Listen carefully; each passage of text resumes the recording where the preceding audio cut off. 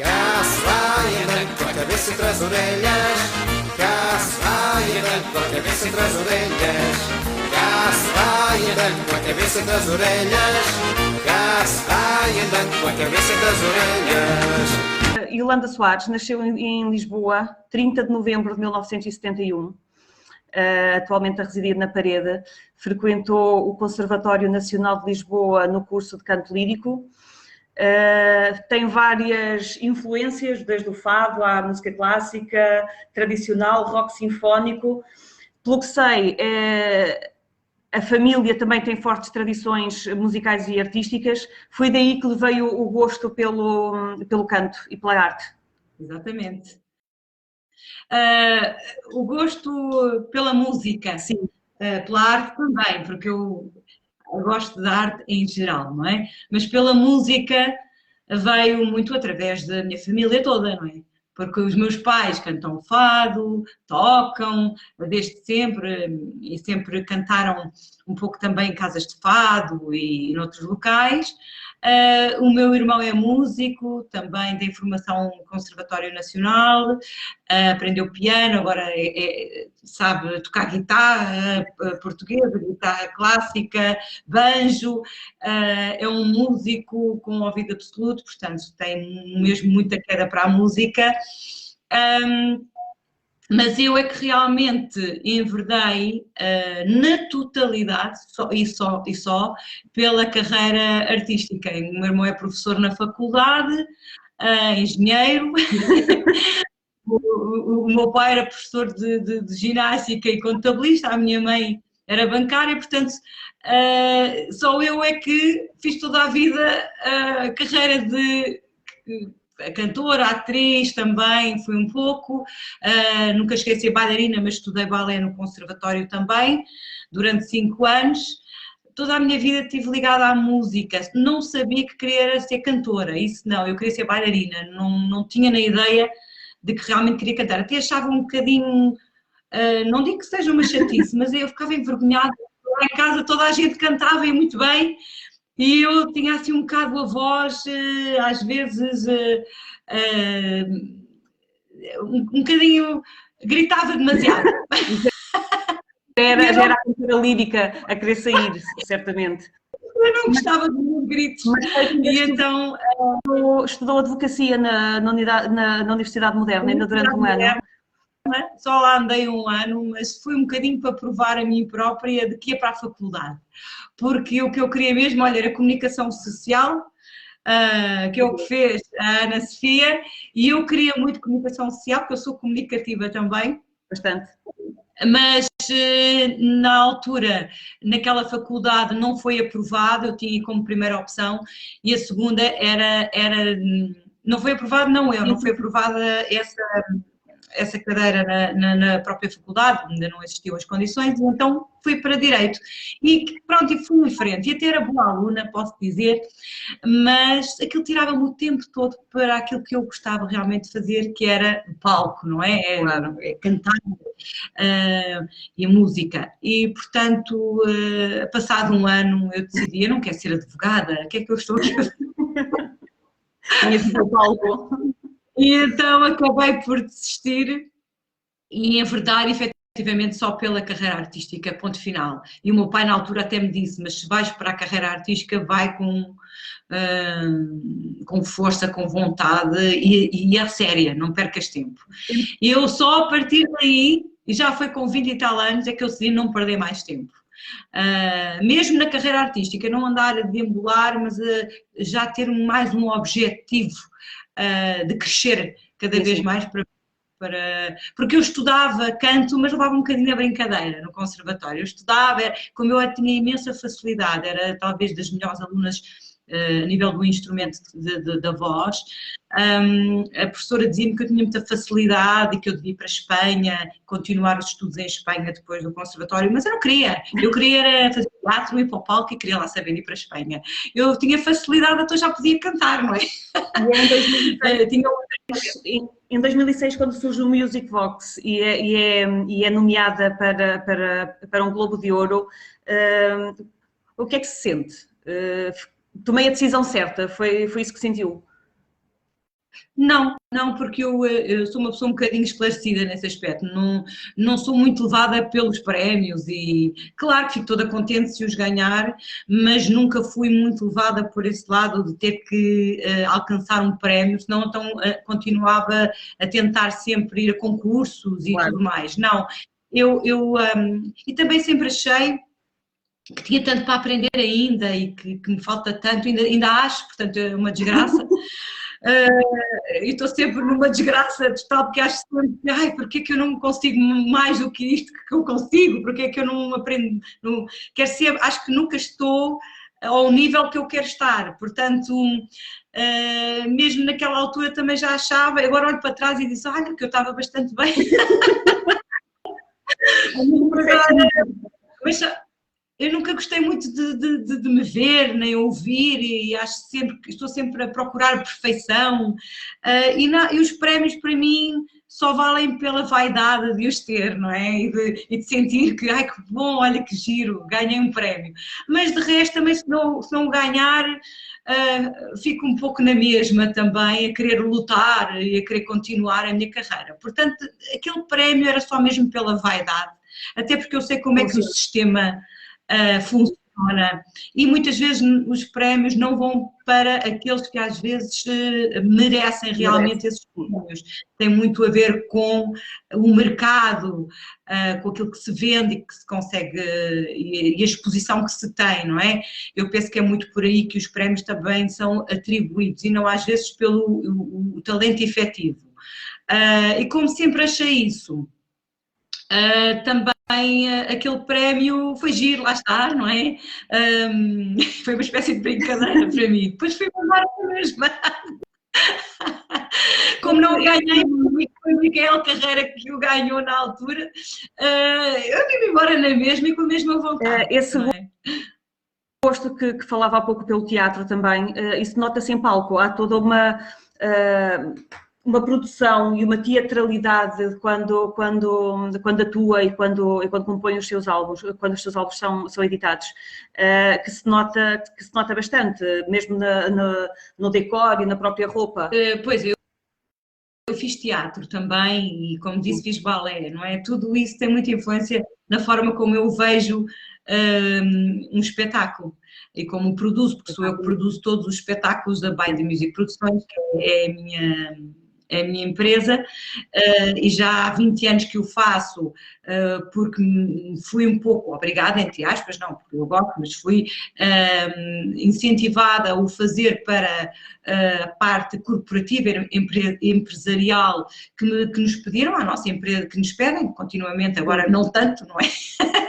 E nem nada mesmo, mas para fazer eventos sou eu que os produzo, sou eu que os crio da minha cabeça e às vezes são muito personalizados. Habituei-me a criar continuamente, mas continuamente, e a pôr em palco todas as vertentes artísticas que eu conheço um pouco melhor, a dança, o teatro e a música, portanto estão quase sempre presentes em todas as minhas produções, porque eu não consigo ver o espetáculo de outra forma, é dessa forma que fui sempre levada por tudo aquilo que eu fiz e pelas minhas influências a isso.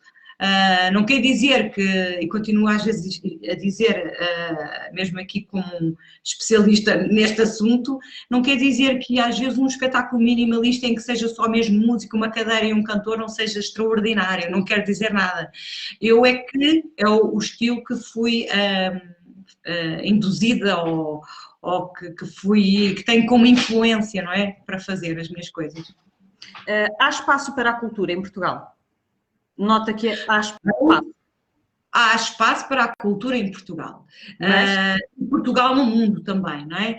Há muito espaço. Às vezes o problema aqui é que esse espaço foi sempre sendo conquistado apenas e somente pelo talento dos artistas e não por uma organização ou um governo que realmente faça com que esse espaço tenha muito mais caminho para andar e para se expor, até força para nós termos lá fora. Por exemplo, os fadistas, quando foram lá para fora, agora estou a falar, portanto, a cultura é muito geral, não é? Eu só falo da parte musical.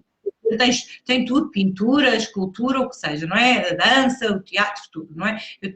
Da parte da música, por exemplo, o fado, que agora é património, que agora está como um emblema de Portugal, não foi o governo que o fez, nem fez um grande esforço para isso, foram os artistas, os fadistas, começaram a ir lá para fora, com muito esforço, para ganhar, para conquistar esse terreno.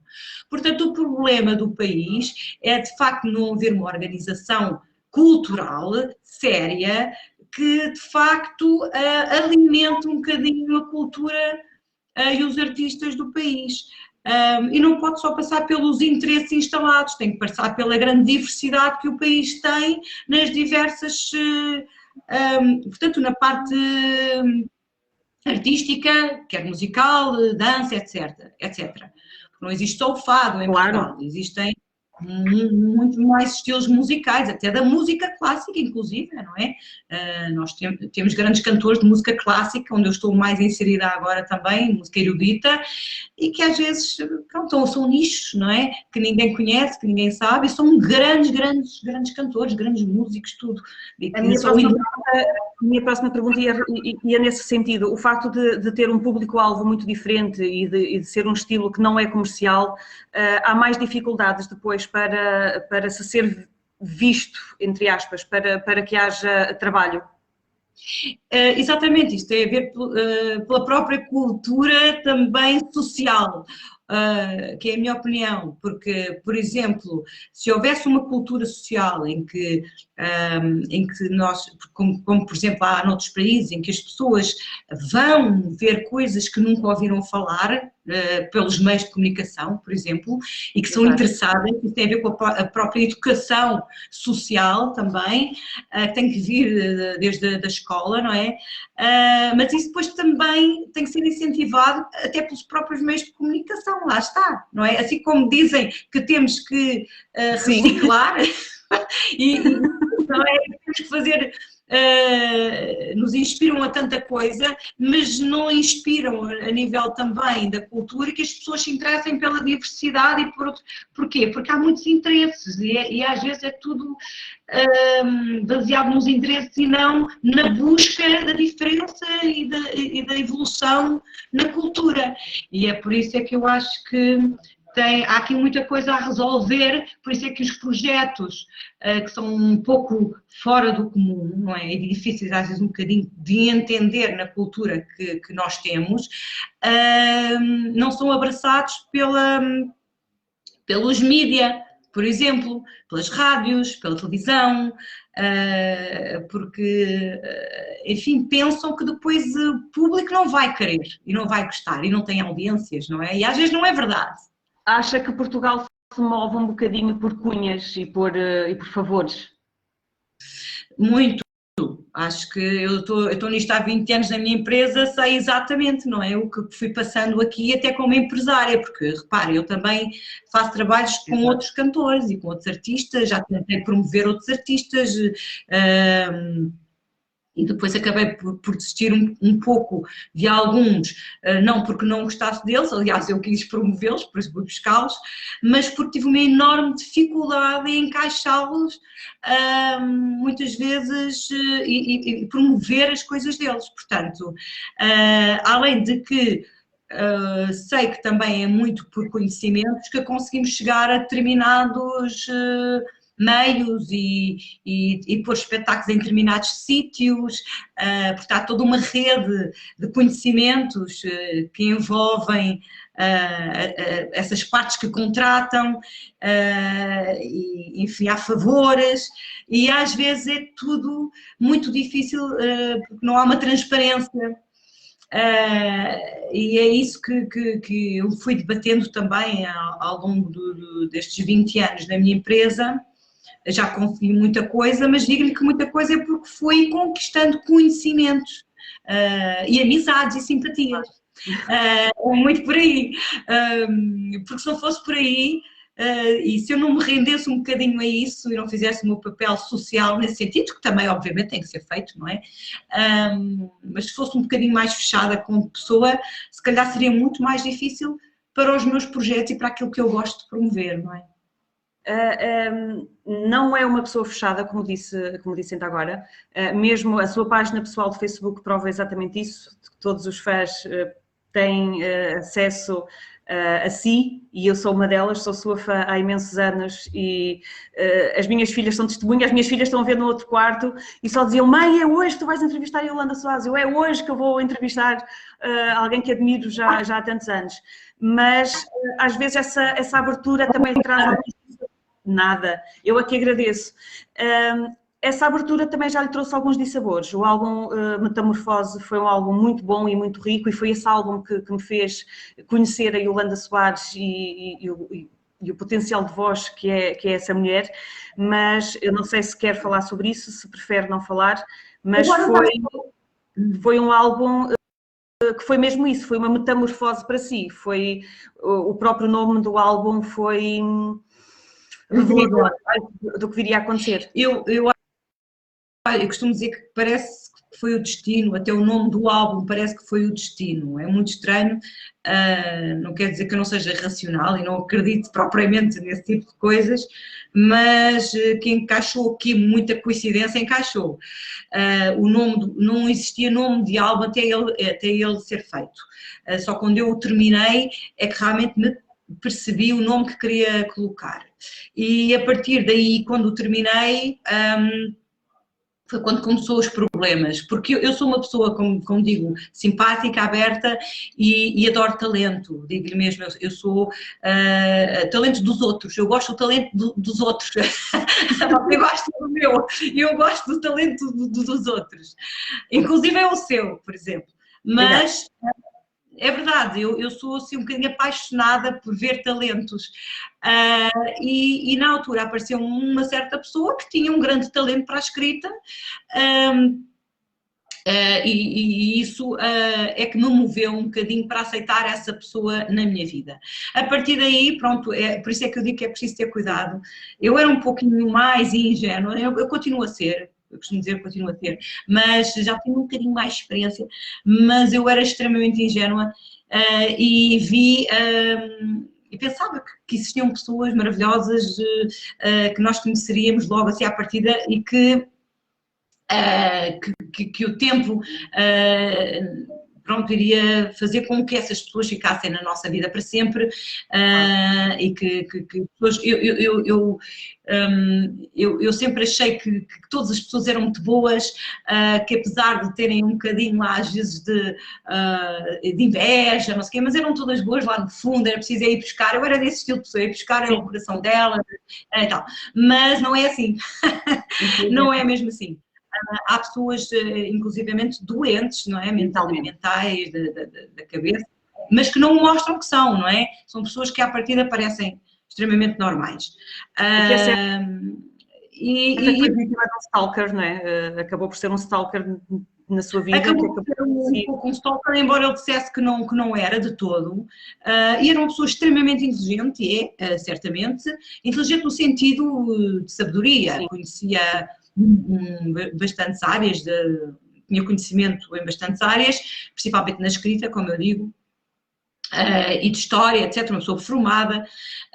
Claro que eu fui induzida em erro, não é? Aceitei essa pessoa, ficou autor no Metamorfoses, mas depois a partir daí tudo foi o descalabro, uma enxurrada de mentiras que começou a acontecer da parte dessa pessoa para me destruir, porque queria que eu entrasse de certa forma na vida dele, ele sendo, e eu outra pessoa que estava com ele, meus agentes, não é? Para me poderem promover, e queriam que eu assinasse uns contratos que eu não tinha nada que assinar, como é óbvio. Quando eu digo que não, e que é que foi quando tudo começou, o terrorismo começou. Na altura tive muito medo, porque eu não sabia, não percebia nada de nada, nem de redes sociais. Aliás, eu só comecei a ter Facebook mesmo nessa altura, eu não percebia nada de quando as páginas iam abaixo, o que fazer. Sim. Portanto, para mim foi um terror autêntico. Eu dedicava-me 24 horas sobre 24 horas a tentar perceber as administrações do Facebook e YouTube, porque eles enviavam tudo para abaixo, deitavam tudo abaixo, os meus vídeos, reclamando direitos de autoria que não existia, portanto, sim, ele era autor, estava escrito em SPA, portanto, coisas horríveis que eu não percebia absolutamente nada.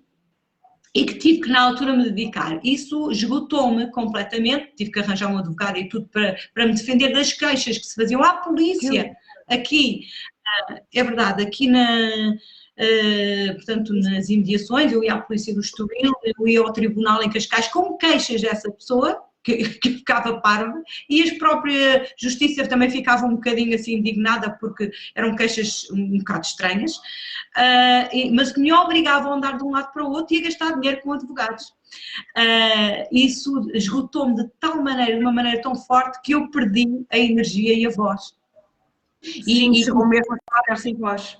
Eu fiquei com uns pequenos nódulos na minha garganta que eram pólipos, não eram nódulos, que a minha médica da voz, a doutora Clara Capucho, me disse: isto é tudo tensão, porque são tão pequeninos, com descanso. Eu sabia qual era a tensão emocional, eu chorava todos os dias, portanto eu passei uma fase horrível da minha vida, que agora consigo falar sobre ela, mas que na altura eu não queria mais falar dela, eu queria era recuperar, eu queria era cantar como eu sempre cantei e não conseguia, que estava a cantar mal, e durante 5 anos andei a cantar muito mal. Eu ia para palco, os meus músicos diziam: o que é que se está a passar contigo, não consegues chegar às notas, não, o esforço era muito grande que eu estava a fazer vocalmente, não era natural como sempre fazia.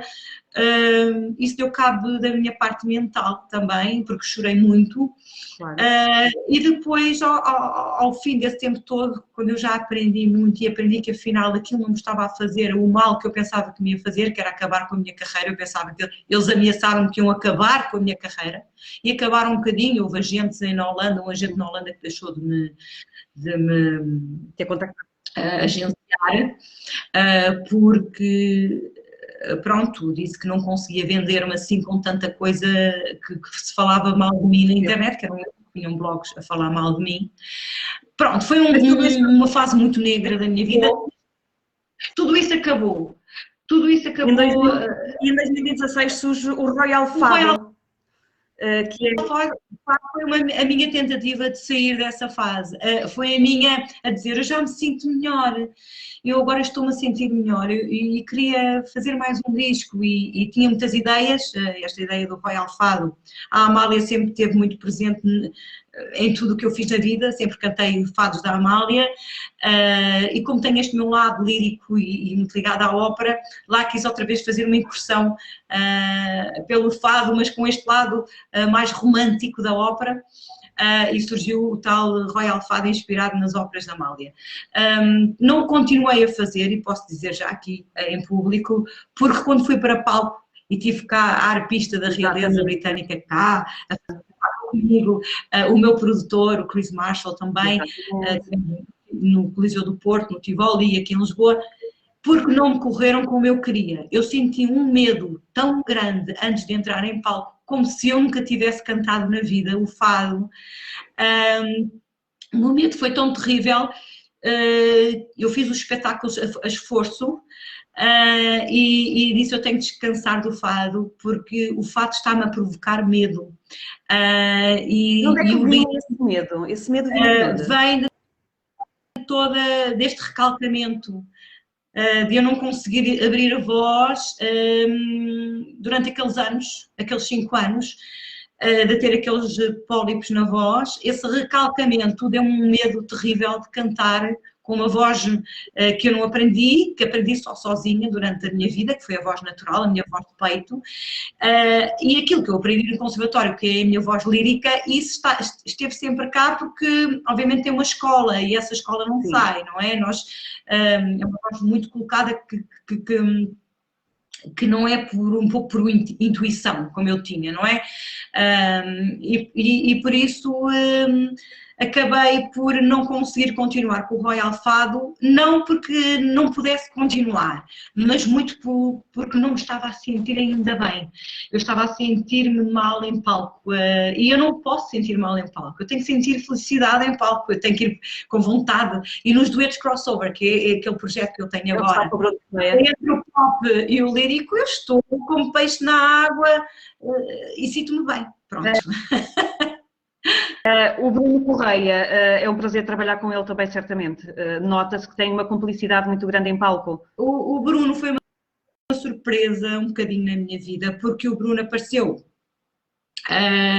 Eu fui pescá-lo, foi eu que fui pescá-lo, portanto eu não me conhecia pessoalmente, eu vi-o no Rising Star e adorei logo a voz dele, e um dia precisei do estilo da voz dele para uns eventos que eu estava a fazer na empresa e fui buscá-lo. E então, a partir daí, ele impressionou-me bastante, não só na forma de estar em palco, na forma de trabalhar como profissional comigo, porque era interessado, era uma pessoa muito dedicada, e depois, obviamente, a voz, não é? Que é uma voz incrível e que eu vi um potencial que se calhar ele não estava a ver para cantar outro tipo de coisas que ele não tinha cantado até aí. Eu fiz uma experiência com ele pelos Coliseus na Ópera Spectacular, e realmente esse potencial apareceu e de repente, pronto, seria o meu parceiro para os duetos crossover, que eu andava à procura já há algum tempo de um parceiro para este projeto, fui buscar tenores, mas eu queria alguém que abrangesse mais a área pop também e rock, e portanto o Bruno é de facto a pessoa indicada para isto. E está-nos a correr lindamente e eu estou a gostar muito de fazer este projeto. Se já era difícil antes, em época de pandemia, como é que se reinventa a vossa arte? Como é que as coisas estão agora?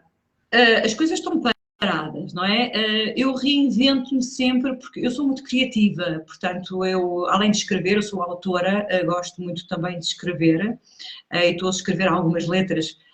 Eu fiz, por exemplo, o Fado Permanente, que quem quiser ir ver ao YouTube, pode ver que foi um fado que foi escrito e composto também com o outro compositor António Lopes Gonçalves, que já trabalha, que é guitarrista, que trabalha na Gulbenkian também, como organizador da orquestra, e é um excelente compositor. Ele trabalhou comigo no Music Box Fado em Concerto e trabalhou comigo no Metamorfoses, e portanto eu fiz este tema com ele durante também o confinamento, e estou a fazer outros com ele, e digo-lhe que não estou a fazer só para mim, eu estou a tentar ir buscar outros cantores que possam cantar essas músicas que eu também estou a compor com as minhas letras para outras pessoas, quero experimentar na voz de outras pessoas como é que ficará. Isso também é uma vertente que eu gosto muito, e depois estou a criar, além de estar a criar agora o novo espetáculo, que foi sempre adiado, dos duetos crossover, que era para ser no Natal, fui adiando, com cartazes a dizer em busca do Natal perdido, mas já não consigo fazer Natal em maio, portanto, em maio, que é dia 7 de maio, que será novamente o espetáculo dos duetos crossover no Casino Estoril. Podem estar atentos no meu Facebook para verem as datas e o novo cartaz. Já vai ter outros contornos, mas sempre surpreendendo as pessoas, porque aqueles que já viram o espetáculo têm que ser surpreendidos agora com o novo. Portanto, eu estou sempre a trabalhar para surpreender, para criar mais coisas, e tenho mais projetos na minha empresa, como a Casa Clássica Portuguesa, enfim, eu tenho imensos projetos, a Ópera Spectacular, que vamos fazer no Natal já do ano, deste ano. Portanto, vamos fazer também no Casino Estoril no Natal. Tudo isso é produzido por mim e eu estou sempre a trabalhar nestas produções, não é? Nunca estou propriamente parada na parte artística, mas obviamente não estou a ganhar dinheiro porque não estou a trabalhar. Portanto, os apoios são sempre realmente muito necessários. Para a parte cultural, e depois eu tenho uma empresa com técnicos que são efetivos, com pessoal que é efetivo, que eu tenho que pagar, não é? Enfim, nunca posso estar parado nem de preocupação, nem de produtividade, nem de nada. Estou sempre a tentar fazer mais alguma coisa aqui, confinada, mas sempre a criar. De onde é que vem essa inspiração e onde é que vai buscar onde é que vai recolher baterias, onde é que vai renovar as baterias? Eu sei que a praia parece ser sempre um sítio de eleição para se inspirar e para relaxar. Eu adoro o mar, adoro a praia, adoro correr na praia. O Botticelli também e o meu pai é sempre uma companhia. Precisa muito de praia para correr, ele precisa muito, desconfina isto rápido para a praia, pelo menos. para eu poder correr com ele à vontade. E a praia ajuda muito, o ar livre e a natureza, eu tenho que estar muito próxima da natureza para me sentir bem. Eu sou uma pessoa de rua, eu costumo dizer, eu sou muito bicho do mato, não sei se é assim que se pode dizer, mas eu adoro andar na rua. Acho que eu se não estiver na rua, a não sei quem é que disse isto há pouco tempo, acho que foi a Joana Amaral Dias, olha, se eu não estiver na rua, eu na rua é que me sinto em casa. Giro. Eu na rua é que me sinto em casa e eu preciso mesmo dar livre para ficar inspirada depois, do que estar aqui muito tempo fechada. Às tantas fico cansada, não me inspiro, e acho que toda a gente, não é? E depois preciso muito de arte, preciso muito de ver coisas, preciso muito de ver, não é que seja filmes, ouvir música, espetáculos, eu preciso de ver, mas não gosto muito de ver um espetáculo continuamente, por exemplo, online. Sim. Cansa-me um bocadinho. Eu própria já me disseram porque é que não faço espetáculos online, porque eu acho que nós vamos cansar um bocadinho. Há pessoas que às vezes não Faz cansam falta também o cheiro do público, faz falta o cheiro da sala, não é? Isso faz parte, não se pode tirar isso nem de um artista nem do público, porque é uma troca de sinergias que não se consegue muitas vezes online, não é? E as pessoas perdem um bocadinho a atenção online. Sim, há quando um fator de distração muito há uma maior. distração muito maior. Quando vamos a um espetáculo, estamos ali canalizados para ver um espetáculo, não é? Quando estamos a ver televisão, levantamos e vamos ali buscar qualquer coisa para comer, não é? Distrai um bocadinho. A Yolanda é cantora, empresária, produtora, criativa, diretora, ainda é sócia também do Top Eventos, mas aos seus olhos, quem é a Yolanda Soares? Eu acho que olhando para os seus olhos continua a ser uma menina se calhar de lá atrás. Tem muito, a minha filha diz muito isso, ela tem muito ar de menina, mãe, eu olho para ela, parece que tem 20 e poucos anos. Quem é aos seus olhos, quem é a Yolanda? Eu tinha um namorado quando eu tinha 20 anos, dizia assim, só quando chegares aí aos 30 e tal é que vai parecer que és madura. Eu agora já tenho 40 e tal, já não vou dizer quantos tenho, mas eu acho que não estou ainda nada madura. Eu às vezes penso, meu Deus, eu acho que sinto mesmo uma criança. Eu sou um bocadinho, sinceramente sou um bocadinho criança, gosto muito de brincar e divertir-me e fazer coisas que se calhar na minha idade já não se devem fazer. Eu acho que não há idades. Eu acho que não há idades. Eu gosto muito da loucura, eu gosto muito de brincar. Eu sempre fui assim, da pequenina. Eu gosto muito de me divertir e de brincar, mesmo de brincar. Gosto muito de rir. E por isso acho que isso é que me caracteriza bastante. Eu sou uma pessoa muito viva, inquieta e gosto muito sou muito curiosa e gosto muito das outras pessoas. Eu gosto de pregar partidas. É por aí, mas gosto da interação, por exemplo, com os meus colegas. Eu sou uma pessoa que diz, mas tu és uma cantora a sol, tu és a Yolanda. Eu digo assim, sou mesmo a Yolanda, eu não me sinto bem. Eu estou ali à frente do barco, mas eu sinto-me bem que sou aquilo tudo que está ali comigo. E portanto, porque eu sei as pessoas que estão à minha volta, eu sinto-me mesmo desprotegida, um bocadinho. E portanto, eu sou um bocadinho dependente, talvez, do amor. Eu acho que sou isso. O meu pai também me diz muito isso. Tu és um bocadinho dependente, és um bocadinho apaixonada demais e és um bocadinho dependente disso. Temos aqui um comentário do Miguel Teixeira Miguel, que diz que é uma excelente colega, é uma excelente patroa, alguém muito humana e sensata que elogia de forma honesta os seus colegas. Eu digo a mesma coisa. Não, pronto, isto é o que ele sente no coração dele e eu também, eu fico muito grata por isso, mas ele também é um excelente colega e ele afaga-me um bocadinho o meu coração. Ele tem-me feito muito bem, porque ele é mesmo uma pessoa querida e de coração no sítio certo, por isso é que ele diz estas coisas, e às vezes é bom nós ouvirmos também, porque nos faz bem. Claro que sim. Os outros não dizem muito, não tenho muitos colegas que digam isto de facto de mim, porque trabalham comigo e se calhar veem muito com uma patroa só, e apesar de eu me dar muito com eles, às vezes sinto falta que eles nessa parte também sejam mais abertos comigo e não são, ou então têm medo de me dizer e acharem que não, e têm medo de me dizer. E o Bruno não tem vergonha nenhuma de me dizer nada. Mesmo quando eu faço mal, ele diz, bem, mas diz, ai, não estás muito bem. E eu gosto disso, eu gosto mesmo das pessoas que me criticam abertamente.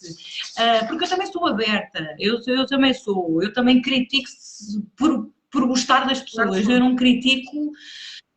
E nunca critico para deitar abaixo. Eu, quando critico, tento criticar no sentido da evolução do outro, e quero que façam isso comigo. E não me importa nada. Eu, às vezes, acho que os meus colegas não o fazem tanto, porque, como eu sou a patroa, não vão dizer essas coisas, não é? Digo, eu não sei se é isto que eles pensam. Mas, e às vezes eu também. Com quem é que sonhava para partilhar um palco? Como? Com quem é que sonhava para partilhar um palco? Qual é a sua forma de vida? Ai, vou parecer muito pirosa, mas vou dizer, vou parecer, porque é assim, eu vou dizer porque desde pequenina fui influenciada por ela e ela já está um bocadinho já mais velhota, já tem quase 70 anos, não os tem, que é a Barbra Streisand. Entendo.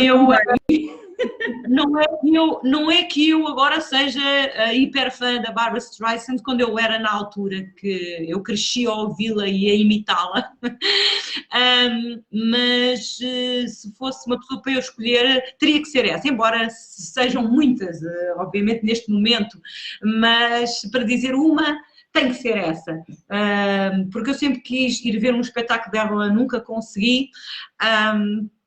E era tão fã que se calhar agora vê-la ao meu lado, a partilhar o palco comigo, meu Deus, eu caía para o lado. Porque cresci com a vê-la e a ser influenciada por ela, só isso, não é? Miguel Teixeira conhece muito bem, porque antes realmente da Yolanda ter dito Barbra Streisand, já ele tinha escrito.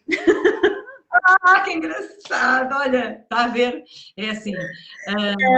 Se só pudesse cantar um estilo musical para o resto da vida, e havendo essa mistura de estilos, de músicas do mundo, e de rock sinfónico, e fado, e música lírica, era capaz de cantar só um estilo o resto da vida? De ficar prisioneira só desse estilo? Não era. Esse é que é o meu problema. Eu tenho um problema grave que já me dizia na altura o Júlio César, quando eu trabalhava no Casino Estoril, quando eu cantei lá 4 anos, ele dizia-me: o problema da Yolanda é não se definir. A Yolanda vai ser um problema para a sua vida. E eu olhei, na altura, miúda, eu olhei para ele e disse assim: ele não sabe o que é que me está a dizer, coitado, ele é uma pessoa do tempo, não percebe.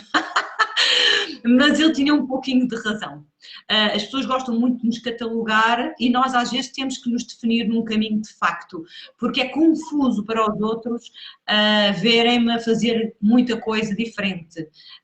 No meu caso foi isso que me levou a apaixonar por si, foi exatamente, foi pegar, a sério, foi pegar numa música sua e ver que não era só fado ou que não era só música lírica, é que era toda uma mistura de todo um mundo que se consegue encontrar É um miminho do Botticelli. Não quero ir à rua, que está aqui a ganir, deve querer ir à rua. Sim, pois o meu problema um pouco foi sempre esse, eu não consegui nunca definir em nível de estilos, porque como lá está, eu apaixono-me por tanta coisa diferente, que muitas vezes só escolher um estilo deixa-me um bocadinho entediada. Sim. Por exemplo, na altura a minha professora de canto queria-me canalizar para o estilo lírico. Ela dizia: tu tens um fenomenal para cantar mesmo, era mesmo assim, que era a professora Manuela de Sá, para aqueles que estiverem a ver, que sejam da parte lírica, a professora Manuela de Sá que queria que eu continuasse em Espanha, com a Maria Miguel Pozo, e desculpe-me, professora, por não ter acatado, era muito nova, eu estava no teatro já a trabalhar, já via aquelas luzes todas do palco e achava que a minha vida já tinha começado, não é? Eu já estava a começar a ser um bocadinho estrela. E esse é que é o problema, olha, é o problema de muitos cantores que vão para os concursos, que se veem como estrelas e depois têm decepções a seguir. E hoje em dia eu arrependo-me só disso, de não ser um bocadinho mais madura na altura, para de facto continuar os estudos, e se calhar ter ido por um caminho que se calhar teria sido o caminho que me daria a tal dia que deveria ter seguido, para não andar dispersa, mas também posso dizer que eu estou muito preenchida, eu sou uma pessoa muito preenchida interiormente, porque eu não me sinto de todo frustrada. Por exemplo, mesmo eu sei que queria conseguir muito mais coisas, mas não me sinto frustrada, porque fiz tanta coisa diversa e tanta coisa que me fez tão feliz ao mesmo tempo. Eu acho que vivi um pouco o dia-a-dia, não é? Durante toda a minha vida vivi o dia-a-dia. Nunca fiz muitos projetos. Olha, o Music Box Fado em Concerto nunca foi um projeto na minha cabeça. Foi um pedido que me fizeram para uma gala solidária, e eu tive que puxar pela cabeça, lá está, para um evento, já tinha a empresa, puxei pela cabeça, como não conhecia assim muita gente muito conhecida, eu disseram, convido pessoas, eu só conhecia o Paulo de Carvalho, uns tantos, mas eu agora com que cara é que vou pedir para fazer uma coisa solidária sem ganhar dinheiro, e eles nem são assim, tão meus amigos, então eu faço um espetáculo fantástico para si, e lá fiz o Fado em Concerto, que primeiro foi para palco e depois é que levámos para CD. E foi tudo assim um bocado um acaso na minha vida. E vivi sempre o dia-a-dia e vivi muito, muito feliz porque me realizei continuamente nas coisas que estava a fazer. Se cheguei menos longe, paciência, não é? Não consegui chegar tão longe, se calhar como eu gostaria, também por vários fatores. Mas me quero muito frustrada por causa disso. Pode não ter chegado tão longe, mas chegou realizada e chegou plena, e acho que isso é que é importante. Eu sinto-me plena interiormente, sinto-me plena porque não vou dizer, ou não posso dizer que não vivi a minha vida como eu quis. Exatamente. Eu vivi exatamente como eu quis. Tenho apenas uma última pergunta. Se pudesse escolher um superpoder para ter, um superpoder que ia ter o resto da vida, qual é que escolhia? O superpoder para ter para o resto da vida. Isto é difícil. Ia-te querer tantos, espera aí. O superpoder. Conseguir transformar a mente do mundo inteiro no sentido do amor e não das guerras e da constante busca pelo poder. E mais partilha, conseguir fazer com que a cabeça das pessoas conseguissem ficar todas no sentido de amor e partilha, e que esta busca pelo poder não fosse contínua no ser humano, porque eu acho que é isso, essa busca por termos mais e mais e mais é que faz... É uma sede constante. Eu gostava de só mudar esse chipzinho lá da mente do ser humano e que ele fosse mais evoluído e que tudo o que visse fosse no sentido de partilha e de amor. É só isso. Era isso que devíamos estar a aprender, se calhar, com esta pandemia. Se calhar olhar um bocadinho mais para o lado e não tanto para o umbigo. Sim, eu pensava que a pandemia ia-nos fazer isso um pouco. Eu também acredito no início. Todos achamos, porque nós somos sonhadores, mas não está, eu vejo um mundo, eu quero ver tudo de forma positiva, mas vejo um mundo neste momento, sinto um bocadinho de tristeza pelo mundo e pela forma como nós estamos a relacionar-nos uns com os outros, e isto tem muito a ver com a parte social, está a ficar muito superficial, e muito a ver também às vezes com as redes sociais. As redes sociais são boas por um lado, por outro lado, como é que eu ia dizer, estão A banalizar as coisas. Não, estão a criar, estão a alimentar um bocadinho esta superficialidade, não é? É tudo fácil demais E toda a gente acha que pode dizer aquilo que quer a toda a hora e esconder-se atrás do ecrã. Isso também, mas também não se procura, se calhar, as coisas, como é tudo muito fácil, não é? Isso tem tudo de forma fácil, também não nos obrigamos a pensar, é um bocadinho assim. E não nos obrigando a pensar, também não começamos a ter menos interesse nisso mesmo, em pensar. E as pessoas então querem saber, e depois é tudo muito pela imagem, vai tudo muito pela imagem, é como eu digo, só vê os bonecos e não lê não é? Já chega. Olha, agora falando muito isso também muitas vezes as fake news e desse problema de não ler os headlines e não ler realmente as coisas até ao fim, induz-nos em erro. Isso também a mim, às vezes me acontece, por exemplo, eu agora tento que não aconteça tanto, de ver de repente uma notícia e tirar logo dali uma conclusão, e isso acontece muito. Portanto, eu acho que a sociedade está um bocadinho banalizada e tudo o que se dá na televisão é banal, os programas que estão na televisão não nos obrigam nada a pensar, não nos instruem em nada, é tudo na base do cabelo, da maquilhagem, estar magra, estar gorda, ter o vestido mais giro que a outra, e da desgraça. Sim. E se me acontece uma desgraça, já é giro para ir à televisão. Ou seja, tudo, parece tudo uma novela, não é? Isto tudo. Eu acho que para aproveitarmos a pandemia para desligar e fazermos o nosso recolhimento, pelo menos obrigarmos a pensar no que está a acontecer. Não é só obrigarmos a pensar, isto tem que vir tudo da parte, olha, da parte também, talvez isto mude, o meu pai é positivo, ainda disse qualquer dia deve haver qualquer dia isto muda completamente porque vai haver essa necessidade. E olha, eu não sei, não faço previsões, mas adoraria que se possa mudar, principalmente nas escolas. Deveria haver para mim disciplinas nas escolas, canalizadas um bocadinho para isso. Olha, a filosofia antigamente obrigava-nos um bocadinho a pensar, a disciplina da filosofia, mas não serve para muita coisa, hoje em dia, não é? Mas é curioso que a minha filha, peço desculpa de interromper, a minha filha tem agora 11 anos e ela com 5 anos, na pré-escola, ela tinha filosofia. E as pessoas achavam muito estranho como é que uma criança de 5 anos tinha filosofia. E era muito simples, era simplesmente um canto da sala, onde eles se sentavam e lhes era dada uma palavra para eles pensarem sobre ela e dizerem o que sabiam sobre aquela palavra.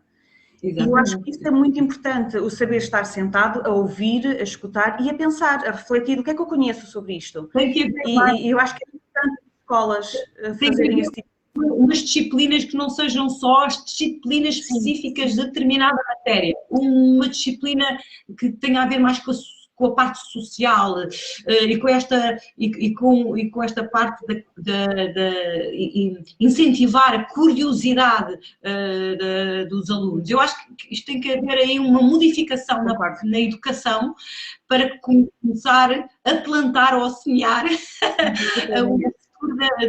dos filhos, não é? Não tenho filhos, mas das crianças para que eles comecem a ir por outro tipo de caminho, que não este que nós estamos a tomar neste momento. É a minha opinião. Yolanda, muito, muito, muito obrigada. Foi um desejo realizado. Fico muito contente. Sou muito fã do seu trabalho, sou muito fã da postura que tem perante a vida, da forma como lida com as situações e como consegue dar a volta. Quero vê-la mais e quando isto tudo passar, venha até ao norte, que eu terei todo o prazer em ver um espetáculo seu. Eu estou desejando, agora não posso, mas estou de fazer por todo lado. Nós tínhamos até inclusive uma turnê marcada com os duetos crossover, nunca foi... nunca aconteceu, não é? E agora vamos ter esse dia 7, para não se esquecerem, as pessoas não se esqueçam, dia 7 de maio, se isto tudo desconfinar, não é? Eu espero vai desconfinar e vamos conseguir ter a Yolanda em cima do palco. por favor, venham ao Casino de Estoril ver os duetos crossover e vamos fazer uma festa nessa altura, se estiver tudo a correr bem, para continuarmos a ir pelo país inteiro com estes duetos crossover que estou desejando de estarem muito desejando. Obrigada, Ana. Um beijinho enorme para si e para toda a equipe. Cá se vai andando com a cabeça entre as orelhas. Cá se vai andando com a cabeça entre as orelhas. Cá se vai andando com a cabeça entre as orelhas. Cá se vai andando com a cabeça entre as orelhas.